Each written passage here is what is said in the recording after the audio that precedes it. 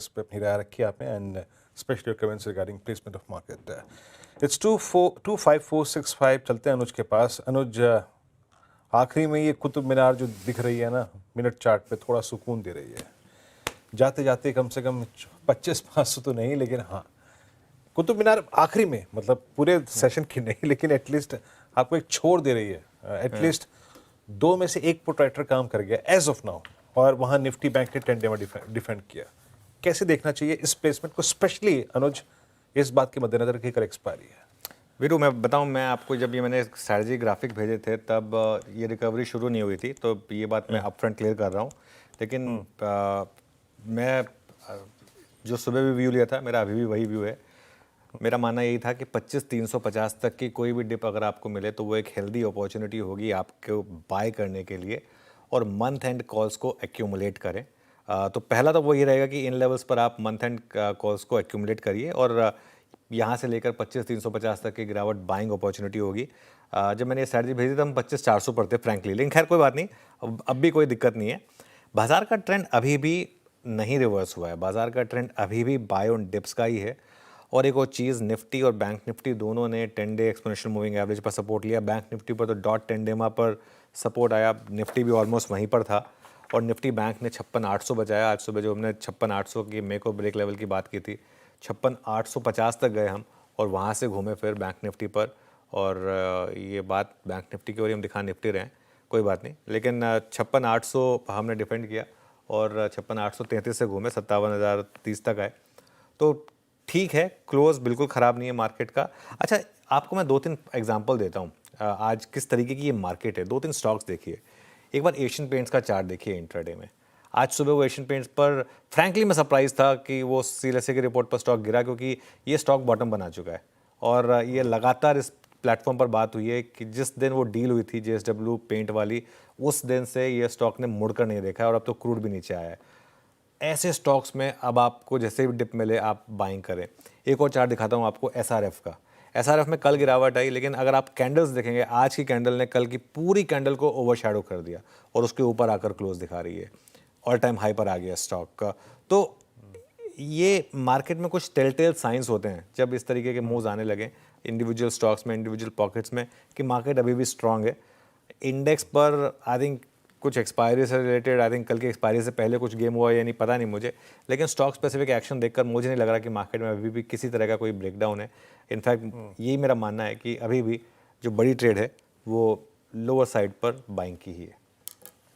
Okay, ये index पे view, और थोड़ा सा अगर आप देखें तो रुझान इस प्राइस पे सकारात्मक ही है। निफ्टी एट 25463, और बैंक निफ्टी डिफेंड किया अपने 10 डे एक्सपोनेंशियल एवरेज को। और अगर हमें यूएस से कुछ अच्छा हैंडओवर मिले तो माइट भी कल मॉर्निंग के वक्त हम शायद एक सुरक्षित डिफरेंशियल क्रिएट कर लें वर्सेस 10 डे में। खैर, अब एक काम करते हैं, डायरेक्टर साहब बताइएगा यतिन मौजूद हैं कि नहीं है, लेकिन उससे पहले एक काम करते हैं, ट्रेड्स पिक कर लेते हैं, और ट्रेड्स पिक कर लेते हैं। प्रकाश सर, क्या पिक करेंगे? मनोबल बढ़ा है क्या आपका बाय कॉल लेने का? After this I think approximately 60 point pull back, but 60 weightage रखते हैं, एज पे आए हैं और प्रायर टू एक्सपायरी आए हैं, तो आपका व्यू क्या है? क्या स्टॉक कैरी करेंगे आप? मेरे ख्याल से एशियन पेंट्स पर ध्यान देना चाहिए। बिल्कुल ट्रेड करें 2419 पर एशियन पेंट्स, स्टॉप लगाना चाहिए 2419 रुपीज, ज्यादा नहीं है। फर्स्ट टारगेट 2450, लेकिन मुझे नहीं लगता वहां रुकेगा, और हाई जोन देखेंगे। जो बार बना है एशियन पेंट का ना आज, बहुत ही बढ़िया बना है, इसमें ताकत है। Yes, Asian paints. उसके बाद ताकत है 2500 भी एशियन देखेंगे पेंट्स आते में। हुए। बिल्कुल, एशियन पेंट्स में ताकत है। डे हाई पर क्लोज होने की तैयारी, गावस्कर पिक यहाँ पे। चंदन जी बताइए, आप क्या पिक कर रहे हैं? BTST, STBT? बिल्कुल, मैं बीटीएसटी की तरफ फोकस करूंगा, और ये काउंटर रहेगा नाइका पे। नाइका पे काफी अच्छा एक सेटअप देखने को मिल रहा है। लास्ट वीक की रिकवरी के बाद आज के दिन डिक्लाइन आया, और वापस वो खरीदारी में तब्दील हुआ है, और स्टॉक अपने रिसेंट के हाइज के आसपास अपने आप को होल्ड कर रहा है। तो 207 के सपोर्ट से नाइका पे खरीदारी की सलाह देंगे। ऊपर में लगभग 219 तक के टारगेट नाइका दिखा सकता है। चंदन जी, इस बार पहली बार नाइका पे दाव खेला है आपने, कहाँ तक का अपसाइड देख रहे हैं आप? बिल्कुल, देखिए अभी तो 219-20 की बात कर रहे हैं, बट वैसे देखें तो लग रहा है नाइका 235 से लेके 250 तक का टारगेट बन सकता है, गिवन द सिनेरियो और सर्कमस्टेंसेस।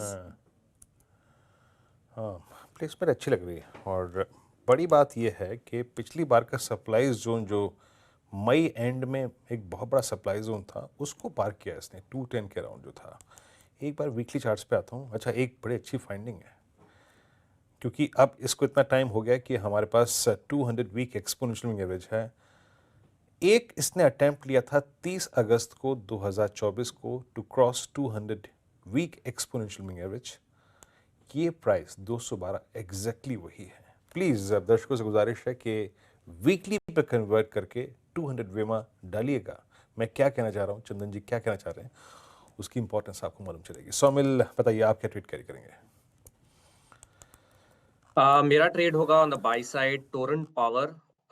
अभी just 200 daily exponential moving average को क्रॉस कर रहा है, छोटा सा कंसोलिडेशन है, एक्सपेक्ट कर रहा हूँ कि ऊपर की तरफ टूटेगा। Great setup for a short term trade. Stop loss होगा 1425 और ऊपर में टारगेट्स होंगे 1580 के। ओके, टोरेंट पार सोमिल जी के पिक। मानस जी आप बताइए, आप क्या कैरी करेंगे कल के लिए? तो श्रेया जी, आई थिंक मारुति के फ्यूचर पे खरीदारी करने की राय रहेगी। मारुति ने 50 डे मूविंग एवरेज पे सपोर्ट लेके 20 डे मूविंग एवरेज को रिगेन किया है, तो मारुति के फ्यूचर में करंट लेवल्स पे खरीदारी करेंगे। 12,544 12,544 के स्टॉप लॉसेस के फ्यूचर में खरीदारी करनी है और 12,850 के टारगेट सेट करने हैं।